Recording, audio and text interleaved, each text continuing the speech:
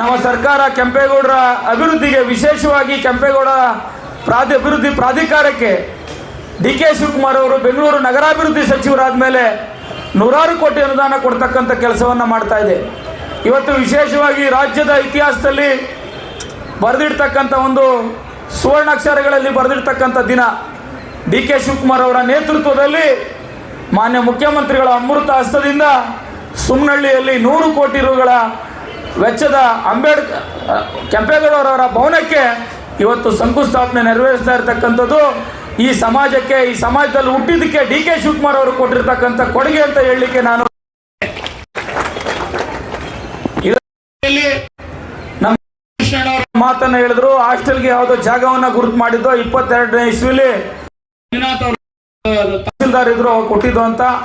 ಅವ್ರದೇ ಸರ್ಕಾರ ಇತ್ತು, ಅದು ಯಾಕೆ ಮಾಡಿಸ್ಲಿಲ್ವೋ ಗೊತ್ತಿಲ್ಲ. ನನಗೆ ಅದ್ರ ಬಗ್ಗೆ ಮಾಹಿತಿಯನ್ನು ಕೊಟ್ಟರೆ ಖಂಡಿತ ರಾಮಕೃಷ್ಣನ್ ಅವ್ರು ಹೇಳ್ತಕ್ಕಂಥ ಜಾಗವನ್ನು ನಾವು ಮುಂದಿನ ದಿನಗಳಲ್ಲಿ ವಿದ್ಯಾರ್ಥಿಗಳಿಗೆ ವಿದ್ಯಾರ್ಥಿ ನಿಲಯವನ್ನು ಕಟ್ಟಲಿಕ್ಕೆ ನಾನೇನು ಅದಕ್ಕೆ ಸಹಕಾರವನ್ನು ಕೊಡಬೇಕು ಅಂತ ನಾನು ಕೊಡ್ತೇನೆ ಅಂತ ಮಾತನ್ನು ಹೇಳ್ತಾ, ಇದರ ಜೊತೆಯಲ್ಲಿ ಕೆಂಪೇಗೌಡರ ಭವನಕ್ಕೆ ಹೇಗೆ ಕೆಂಪೇಗೌಡರ ಬಗ್ಗೆ ವಿಶೇಷವಾದ ಗೌರವ, ಒಕ್ಕಲಿಗ ಸಮಾಜದ ಬಗ್ಗೆ ಗೌರವ, ಪ್ರೀತಿ, ಅಭಿಮಾನವನ್ನು ಇಟ್ಕೊಂಡಿದ್ದೇನೋ, ನನ್ನ ವಿಧಾನಸಭಾ ಕ್ಷೇತ್ರದ ವ್ಯಾಪ್ತಿಗೆ ಒಳಪಡ್ತಕ್ಕಂಥ ಈ ವಿಧಾನಸಭಾ ಕ್ಷೇತ್ರದಲ್ಲಿ ವಾಸ ಮಾಡ್ತಾ ಇರ್ತಕ್ಕಂಥ ಅತಿ ಸಣ್ಣ ಸಮಾಜದಿಂದ ಹಿಡಿದು ದೊಡ್ಡ ಸಮಾಜದವರೆಗೂ ನಾನು ಅದೇ ಪ್ರೀತಿ, ವಿಶ್ವಾಸ, ಅಭಿಮಾನವನ್ನು ಇಟ್ಕೊಂಡಿದ್ದೇನೆ.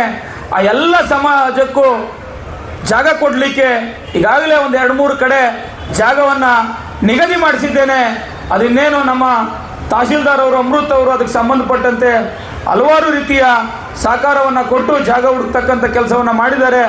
ಮುಂದಿನ ದಿನಗಳಲ್ಲಿ ಏನು ನನ್ನ ಬಳಿ ಮನವಿಯನ್ನು ಮಾಡಿದ್ದಾರೆ ಎಲ್ಲ ಸಮಾಜಕ್ಕೂ ಸಹ ನಾನು ಜಾಗಗಳನ್ನು ಕೊಟ್ಟು ಅವರ ಭವನವನ್ನು ನಿರ್ಮಾಣ ಮಾಡತಕ್ಕಂಥ ಕೆಲಸಕ್ಕೆ ಪ್ರಾಮಾಣಿಕವಾಗಿ ಸೇವೆಯನ್ನು ಮಾಡ್ತೀನಿ ಅಂತಕ್ಕಂಥ ಮಾತನ್ನು ಹೇಳ್ತಾ, ನಾನು ರಾಜಕಾರಣ ಮಾತಾಡಬಾರ್ದು ಅಂತ ಇದ್ದೆ. ಆದರೆ ನಮ್ಮ BJP ಜಿಲ್ಲಾಧ್ಯಕ್ಷರಾಗಿರ್ತಕ್ಕಂಥ ರಾಮಕೃಷ್ಣಣ್ಣವರು ಈ ಕೆರೆ ತುಂಬಿಸೋ ವಿಚಾರದಲ್ಲಿ ಶುದ್ಧ ನೀರನ್ನು ಕೊಡಬೇಕು ಅಂತ ಹೇಳಿದ್ದಾರೆ. ರಾಮಕೃಷ್ಣಣ್ಣವರು ವಿದ್ಯಾವಂತರು, ಈ ತಾಲೂಕಿನ ಹಿರಿಯರು. ನಾನು ಈ ತಾಲೂಕಿನಲ್ಲಿ ನಡೀತಾ ಇರತಕ್ಕಂಥ ಎಲ್ಲ ವಿದ್ಯಮಾನಗಳನ್ನು ಪ್ರತಿನಿತ್ಯ ಗಮನಿಸ್ತಾ ಇದ್ದೇನೆ. ಇವತ್ತು ಕೆಂಪೇಗೌಡರ ಜಯಂತಿಯಲ್ಲಿ ಒಕ್ಕಲಿಗ ಸಮಾಜದ ಬಂಧುಗಳು, ಗೌರವಾನ್ವಿತರು, ರೈತರು ಹೆಚ್ಚಿನ ಸಂಖ್ಯೆಯಲ್ಲಿ ಭಾಗವಹಿಸಿದ್ದೀರಾ. ಈ ತಾಲೂಕಿನಲ್ಲಿ ಇವತ್ತು ಒಕ್ಕಲತನವನ್ನು ಮಾಡ್ತಕ್ಕಂಥ ಹೆಚ್ಚಿನ ಜನಸಂಖ್ಯೆ ಒಕ್ಕಲಿಗ ಸಮಾಜ ಇಲ್ಲಿ ಹಾಜರಿರ್ತಕ್ಕಂಥ ಸಂದರ್ಭದಲ್ಲಿ ಒಂದು ಮಾತನ್ನು ರಾಮಕೃಷ್ಣಣ್ಣವ್ರು ಪ್ರಸ್ತಾಪ ಮಾಡಿದ್ದು ನಾನು ಮಾಡ್ತಾ ಇದ್ದೀನಿ, ಇಲ್ಲಾಂದ್ರೆ ನಾನು ಪ್ರಸ್ತಾಪ ಮಾಡ್ತಾ ಇರಲಿಲ್ಲ.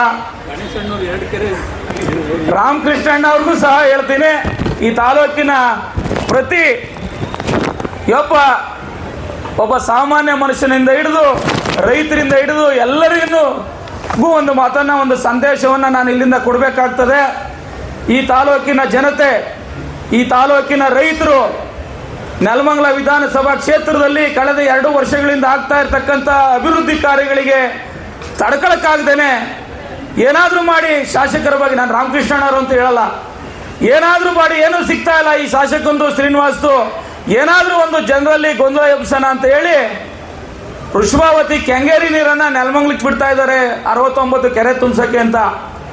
ಯಾರ್ಯಾರು ಈ ಮಾತನ್ನು ಹೇಳ್ತಾ ಇದ್ದೀರೋ ಅವ್ರಿಗೆ ಹೇಳಲಿಕ್ಕೆ ಬಯಸ್ತೇನೆ, 69 ಕೆರೆಗಳಿಗೆ ಬಿಡ್ತಾ ಇರ್ತಕ್ಕಂಥ ನೀರು ಕೆಂಗೇರಿಯ ಮೋರಿ ನೀರಲ್ಲ, ವೃಷಭಾವತಿ ಅಂತ ಹೆಸರಿಟ್ಟು ಸಂಸ್ಕರಿಸಿದ ನೀರು. ಶುದ್ಧವಾಗಿ ನಾವು ಬೋರ್ವೆಲ್ಲನ್ನು ಕೊರೆದ್ರೆ ಯಾವ ರೀತಿ ಬಿಳಿ ನೀರು ಮೇಲ್ಗಡೆ ಬರ್ತದೆ, ಅದೇ ತರನಾಗಿರ್ತಕ್ಕಂಥ ನೀರನ್ನು, ಬಹಳ ಶುದ್ಧೀಕರಣಗೊಳಿಸಿರ್ತಕ್ಕಂಥ ನೀರನ್ನು ಕುಡಿಯೋದಕ್ಕೆಲ್ಲ ಕೊಡ್ತಾ ಇರತಕ್ಕಂಥದ್ದು. ಈ ತಾಲೂಕಿನಲ್ಲಿ ಅಂತರ್ಜಲ ಕೆಳಮಟ್ಟಕ್ಕೆ ಹೋಗಿರೋದ್ರಿಂದ ಅಂತರ್ಜಲ ಹೆಚ್ಚಿಸಲಿಕ್ಕೆ ಇವತ್ತು ನಾವು ಶುದ್ಧೀಕರಿಸಿದ ನೀರು, ಈ ರಾಮಕೃಷ್ಣಪ್ಪನವರು ಕರ್ಕೊಂಡು ಹೋಗ್ತೀನಿ, ವಿರೋಧ ಪಕ್ಷದವ್ರು ಹೊಟ್ಟೆ ಕಿಚ್ಚಿಗೆ ಮಾತಾಡೋ ಅವೆಲ್ಲ ತಲೆನೇ ಕೆಡಿಸ್ಕೊಳ್ಳಲ್ಲ. ಇವತ್ತು ಒಕ್ಕಲಿಗ ಸಮಾಜದ ಬಂಧುಗಳು, ವಿದ್ಯಾವಂತರು ನೀವು ಇಲ್ಲಿದ್ದೀರಾ.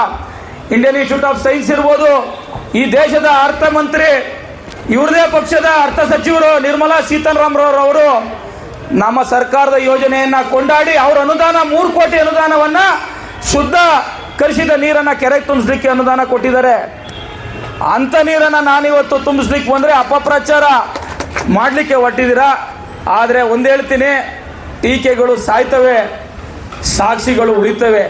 ನಾನಿಲ್ಲಿ ಶಾಸಕನಾಗಿರ್ತಕ್ಕಂಥದ್ದು ನನ್ನ ಸಾಕ್ಷಿ ಗುಡ್ಡೆ ನಮ್ಮ ಕಾಂಗ್ರೆಸ್ ಪಕ್ಷದ ಡಿ.ಕೆ. ಶಿವಕುಮಾರ್ ಅವರ, ಸಿದ್ದರಾಮಯ್ಯನವರ ಸಾಕ್ಷಿಗಳು ಗುಡ್ಡೆಗಳನ್ನು ಬಿಟ್ಟು ಹೋಗ್ಲಿಕ್ಕೆ ಹೊರತು ರೋಲ್ ಕಾಲ್ ಮಾಡಲಿಕ್ಕೋ ವರ್ಗಾವಣೆ ದಂಧೆ ಮಾಡಲಿಕ್ಕೋ PDO ರೆವಿನ್ಯೂ ಇನ್ಸ್ಪೆಕ್ಟರ್ ಹತ್ರ ದುಡ್ಡು ವಸೂಲಿ ಮಾಡಲಿಕ್ಕೋ ನಾನಿಲ್ಲಿ ಶಾಸಕನಾಗಲಿಲ್ಲ. ನನ್ನ ಅವಧಿಯ ಸಾಧನೆಗಳನ್ನು ತೆಗೆದುಕೊಂಡು ನಾನು ವೇದಿಕೆಗೆ ಚರ್ಚೆಗೆ ಬರ್ತೀನಿ. ನನಗೂ ಇದೆ ಬದ್ಧತೆ.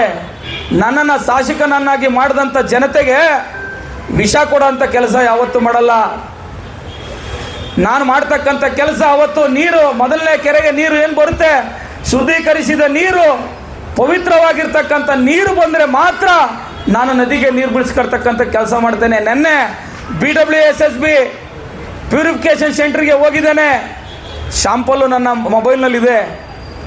ಶುದ್ಧೀಕರಿಸಿದ ನೀರು ಬರ್ತದೆ ರಾಮಕೃಷ್ಣಣ್ಣ. ಟೀಕೆಗೋಸ್ಕರ ರಾಜಕಾರಣ ಮಾಡಬಾರ್ದು, ಹೊಟ್ಟೆ ಕಿಚ್ಚು ಹೊಟ್ಟೆ ಊರಿಗೋಸ್ಕರ ರಾಜಕಾರಣ ಮಾಡಬಾರ್ದು. ಇದ್ರ ಜೊತೆ ಇನ್ನೊಂದು ಮಾತನ್ನ ಹೇಳ್ತೇನೆ. ಬರೇ ವೃಷಭಾವತಿ ನೀರು ತರಲ್ಲ, ಎತ್ತಿನ ಹೊಳೆ ನೀರನ್ನು ಸಹ ಈ ತಾಲೂಕಿಗೆ ನನ್ನ ಅವಧಿಯಲ್ಲಿ ಸೇರಿಸ್ತೇನೆ. ಈಗಾಗಲೇ ನಾನು ಜಲಸಂಪನ್ಮೂಲ ಸಚಿವರಾಗಿರ್ತಕ್ಕಂಥ DK ಶಿವಕುಮಾರ್ ಅವರಿಗೆ, ಮಾಜಿ ಸಂಸದರಾಗಿರ್ತಕ್ಕಂಥ DK ಸುರೇಶ್ ಅವರಿಗೆ ವಿನಂತಿಯನ್ನು ಮಾಡಿ, ಎತ್ತಿನ ಹೊಳೆ ನೀರು ನನ್ನ ಕ್ಷೇತ್ರಕ್ಕೆ ಕೇವಲ ಕುಡಿಯೋ ನೀರಿಗೆ ಅಷ್ಟೇ ಸೀಮಿತವಾಗಿದೆ, ಅಂತರ್ಜಲ ಹೆಚ್ಚಿಸ್ಲಿಕ್ಕೂ ಬೇಕು ಅಂತ ನಾನು ವಿನಂತಿಯನ್ನು ಮಾಡಿದೆ. ಅವರು ಇಂಜಿನಿಯರ್ ಹತ್ರ ಚರ್ಚೆ ಮಾಡಿ 0.0 1.5 ಅಷ್ಟು ನಿಗದಿ ಮಾಡ್ತೀವಿ ಕಣಯ್ಯ ಅಂತ ಅಂದರು. ಆದರೆ ನಾನು ಸಾಲಲ್ಲ, ನನಗೆ 0.03 ಅಷ್ಟು TMC ನೀರು ಅಂತರ್ಜಲ ಮಟ್ಟ ಹೆಚ್ಚಿಸ್ಲಿಕ್ಕೆ ಮೇನ್ ಗ್ರಾವಿಟಿ ಕೆನಾಲ್ ಮುಖಾಂತರ ಹರಿಸ್ಬೇಕು ಅಂತ ಕೇಳಿದ್ದೀನಿ. ಅದಕ್ಕೂ ಸಕಾರಾತ್ಮಕವಾಗಿ ಉತ್ತರ ಬಂದಿದೆ. ಎತ್ತಿನ ಹೊಳೆ, ವೃಷಭಾವತಿ ಎರಡೂ ನೀರು ನೆಲಮಂಗಲಕ್ಕೆ ಬರ್ತವೆ. ವಿರೋಧ ಪಕ್ಷದವ್ರು ಯಾರೋ ಹೇಳ್ತಿದ್ರು ನನಗೆ, ಶಾಸಕರ ಬಗ್ಗೆ ನಾವು ಮಾತಾಡಿಕೇನೂ ಇಲ್ಲ, ಈ ಕೆಲಸನೂ ನಿಲ್ಸಕ್ಕಾಗಲ್ಲ, ಏನೋ ಮಾಡೋಣ, ಏನಾದರೂ ಒಂದು ಜನಕ್ಕೆ ಒಂದು ಕನ್ಫ್ಯೂಷನ್ ಮಾಡೋಣ, ಇದ್ರ ಅದು ಎತ್ತಿನ ಹೊಳೆ ನೀರು ತರ್ರಿ, ವೃಷಭಾವತಿ ನೀರು ಬೇಡ ಅಂತ ಹೇಳಿ ಹೋರಾಟ ಮಾಡೋಣ. ರೀ, ನಿಮ್ಮ ಹೋರಾಟ ಹೊಟ್ಟೆ ಕಿಚ್ಚಿನ ಹೋರಾಟ, ಹೊಟ್ಟೆ ಕಿಚ್ಚಿನ ರಾಜಕೀಯದ ಅಪಪ್ರಚಾರ.